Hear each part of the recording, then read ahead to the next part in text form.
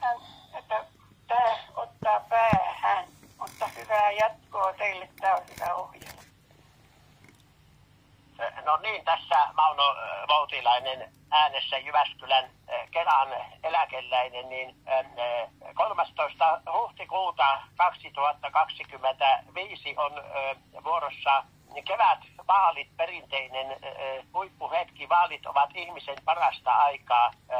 Aluevaalit valitaan hyvinvointialueiden valtuustot, 21 eri aluetta, ja kuntavaaleissa valitaan kuntien valtuustot heti pari viikkoa. Aprillipäivän jälkeen suoritetaan äänestys yksipäiväisenä. Sitä ennen on mahdollisuus ennakkoon äänestää ulkomailla laivoissa, Suomen edustustoissa ja ennakkoäänestyspaikoissa, ja varsinaisena vaalipäivänä ainoastaan siihen vaalikirjeeseen merkityllä omalla äänestyspaikalla. Ja nyt kovin valitettavaa, että niin kovin moni jättää kaikissa vaaleissa äänestämättä.